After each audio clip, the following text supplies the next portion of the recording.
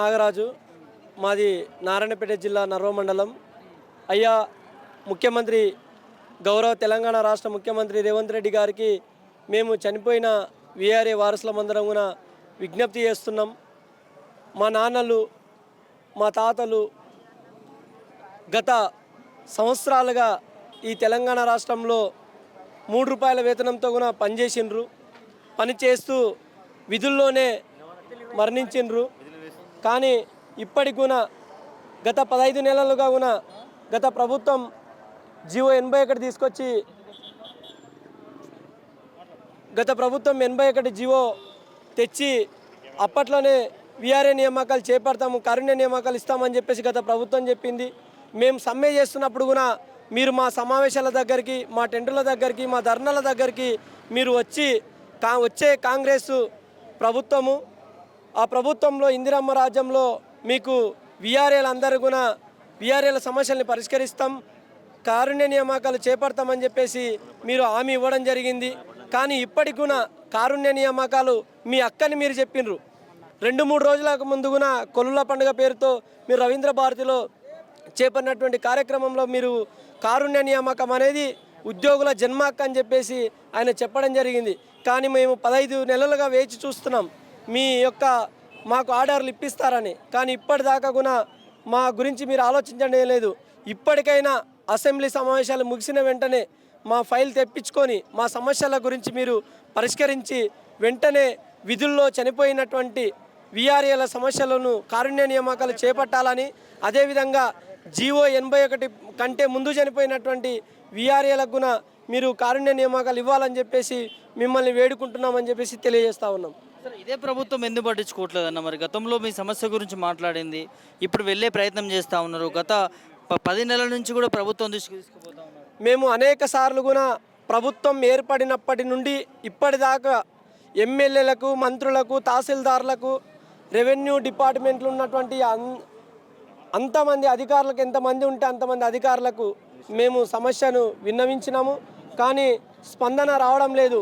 ఇప్పటికైనా ప్రభుత్వం మాపై దయతలిచి జీవో 81 కంటే ముందు చనిపోయినటువంటి వీఆర్ఏలకు, విధుల్లో మరణించినటువంటి వీఆర్ఏ వారసులకు కారుణ్య నియామకాలు వెంటనే చేపట్టాలని చెప్పేసి మేము మీడియా ముఖంగా సంబంధిత మంత్రి గారికి, ముఖ్యమంత్రి గారికి, సిసిఎల్ఏ అధికారులకు మేము విన్నవిస్తున్నాం. పాండు, షాబాద్ మండల్, రంగారెడ్డి. మా నాయన పేరు మీద ఉంది. అదే సమస్య సార్. అది ఏంటంటే పోయిన ప్రభుత్వము 61 వారసులకు ఉద్యోగాలు ఇస్తాని అప్డేట్ మొత్తం ఆస్తి పంపకాలు అవన్నీ చెప్పిర్రు. ఇప్పుడు ఉన్న భూమిని అన్నదమ్ములకు ఇచ్చేసినాం. పైసలు కానీ భూమి లేని వాళ్ళు పైసలు కానీ ఇచ్చుకోరు. 1,00,000-2 లక్షల వాళ్ళకి ఇచ్చుకొని ఇప్పుడు ఉన్న అమ్మ నాయనను నీకు ఉద్యోగం వస్తుంది కదా అని చెప్పి అమ్మ నాయనను మా మీదే వదిలేసారు. ఉద్యోగం మా మీదే. ఇప్పుడు రోజు సారేమో ఊక్కుంటాడు. పొద్దుగాల 9 గంటల డ్యూటీ కూర్చుకుంటే రాత్రి 12 కావచ్చు, 1 కావచ్చు ఇంటికి పోయే వరకు. మాకు ఉద్యోగ భద్రత లేదు. ఉద్యోగం చేయాలి. చేయకపోతే నిన్ను సస్పెండ్ చేస్తా, మీ నాయనకు ఉద్యోగం రాదు, మీ నాయన నీకు రాదా అని చెప్పి సార్ల ఒత్తిడి. 11,000 జీతంలో కుటుంబాన్ని పోషించగలుగుతారా ఏ ఉద్యోగం అయినా? మీరు అర్థం చేసుకోండి సార్. ఇక మరి ఈ ప్రభుత్వం అన్న మమ్మల్ని ఇది ఎందుకంటే ఇది ప్రజాప్రభుత్వము, ఎందుకంటే ప్రజల గురించి ఆలోచన చేసే ప్రభుత్వం కాబట్టి ఈ ప్రభుత్వం ఇస్తానే సంకల్పం కూడా చేసింది కాబట్టి మా టెంట్ కిందకు వచ్చి హామీ ఇచ్చిండు సారు రేవంత్ రెడ్డి సార్ కూడా. ఇస్తుందనే తోటి ఈ 18 నెలలు కాలయాపన చేసినాము. మేము కలవని మంత్రి లేదు, కలవని ఎమ్మెల్యే లేదు, అందరినీ కలిసినాము. అందరూ కూడా వస్తుంది అనే ఉద్దేశంతో ఉన్నాము. కానీ ఇప్పటి వరకు కూడా ఇంకా ఏం గ్యారంటీ లేదు. ప్రజాప్రభుత్వం నువ్వే చెప్తున్నావు, ఇంకా అయితే లేదు. మరి అయితే లేదు, ఏం చేయాలి మళ్ళీ? ఇంకెట్లా చేయాలి? ఇంకెట్లా చేస్తే ప్రజాప్రభుత్వం అవుతుంది?